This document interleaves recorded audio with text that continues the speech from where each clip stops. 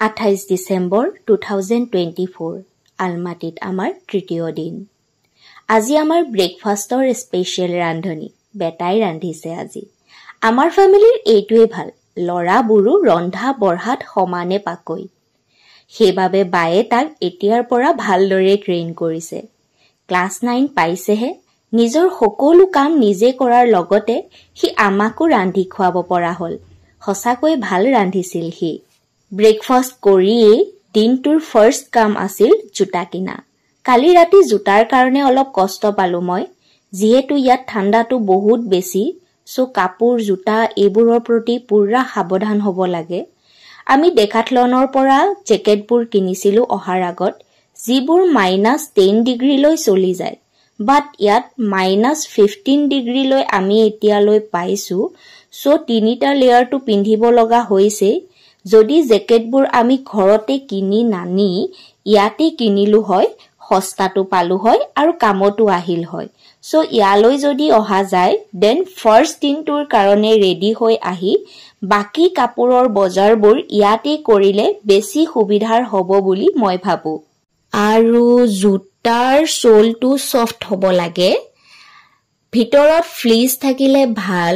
সোলটো যদি ৰাবাৰৰ হয় তেন্তে বৰফত খোজ কাঢ়োতে সোলটো টান হৈ যায়, যাৰ বাবে স্লিপ কৰে। অৱশ্যে স্নোত স্লিপ নকৰে, স্নোবোৰ অলপ অলপ গলি গলি মাজে মাজে আইচ হৈ থাকে, তাতহে স্লিপ কৰে। মোৰ যিযোৰ জোতা কিনিছিলো সেইযোৰ পাৰ্টি ৱেৰ বুট আছিল, সো ইয়াত একদম কাম দিয়া নাই, কিনিব লগা হ'ল। ডেকাথলনৰ সৈতে যদি কম্পেয়াৰ কৰো, মই তাতকৈ অলপ কম দামত ভাল জোতা এযোৰ পাই গলো।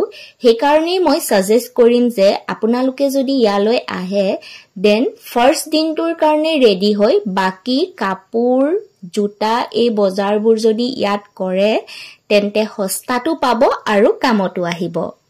জোতা কিনি গ্ৰীণ মাৰ্কেটতে আৰু কিবা কিবি বজাৰ কৰি আমি কেথেড্ৰেল আহিলো। কালি ৰাতি আহিছিলো যদিও বৰ বেছি টাইম নাথাকিলো আমি।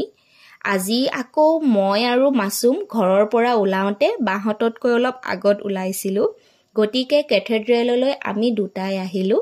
বাহঁত গ্ৰীণ মাৰ্কেটতে ৰল।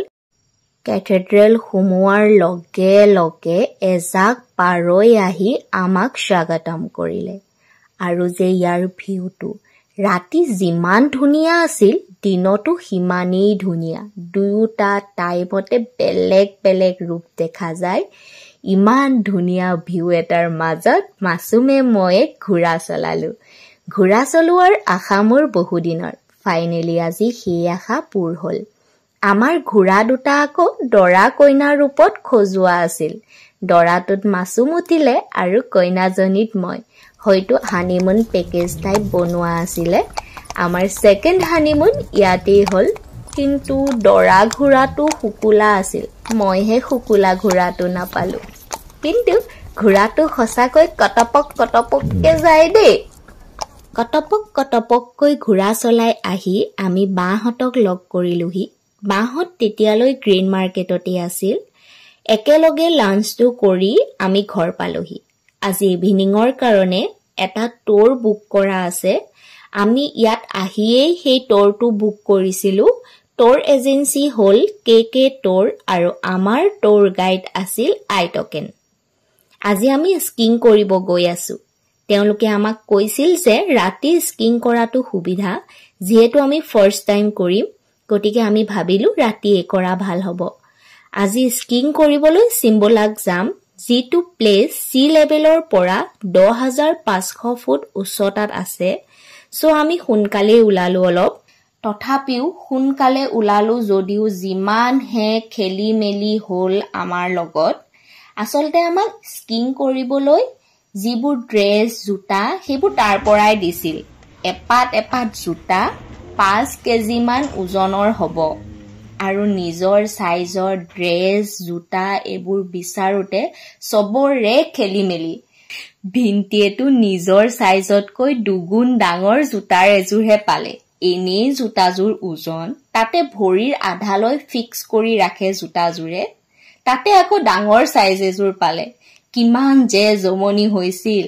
মোৰ পিছে চিন্তা নাই, অকমানি মানুহ সব বস্তু কিড সেকশনৰ পৰা উঠাইছো জুতা ড্ৰেছ হেলমেট গ্লোভছ সব খেলি মেলিৰ মাজত আহি গাড়ীত বহিছোহে গাড়ীত বহি বায়ে গম পালে বায়ে গ্লোভছজোৰ ল'ব পাহৰিলে পিছত আমাৰ গাইড আইটকেনে নিজৰ গ্লোভছজোৰ দি দিলে বাক বায়ে আকৌ জোতাজোৰ সম্ভালিব নোৱাৰাৰ কাৰণে খুলি লৈ আহিছিল সেইজোৰো আইটকেনেই দাঙি লৈ ফুৰিছে বাৰ কাৰণে তাতে স্কিং কৰাৰ ইনষ্ট্ৰুমেণ্টবোৰটো আছে ইমানখিনি কৰাৰ লগতে আইটকেনে আমাক এণ্টাৰটেইনমেণ্ট কৰি কেবুল কাৰেৰে আনি চিম্বুলাক পোৱালেহি তাতো জমনি নহয় তাত আহিহে গম পাইছে ভিন্তিও গ্লোভছ ল'ব পাহৰিলে মাছুমৰ গ্লোভছজোৰে দুয়োটাই এপাত এপাত পিন্ধি স্কিং কৰিব গ'ল ঠাণ্ডাত কিমান যে জমনি বা মাছুম আৰু ভিন্তি তিনিওটা পৰিয়েই থাকিলে সিহঁত তিনিওটাৰ স্কিং কৰা নহল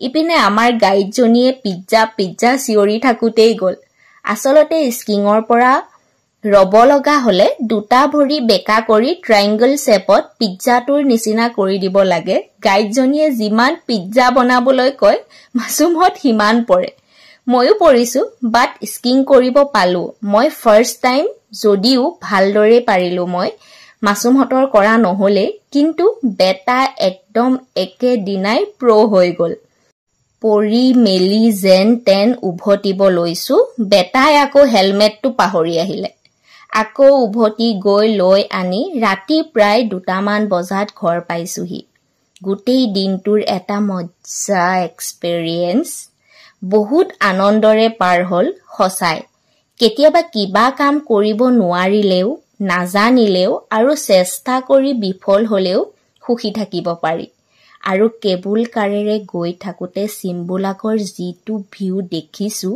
আজিয়ে প্লেন কৰি থৈছো কাইলৈ আকৌ চিম্বুলাকে যাম কাৰণ ইয়াৰ দিনৰ ভিউটো মিছ কৰিব নোৱাৰি আচলতে ইয়াত সব জেগাতে দুবাৰ যাব লগা হৈছে ৰাতিৰ ভিউটো বিৰাট ধুনীয়া আৰু দিনৰ ভিউটো বিৰাট ধুনীয়া দুবাৰ মানে দুইটা টাইমৰ ভিউটো চাবলগীয়া ইয়াত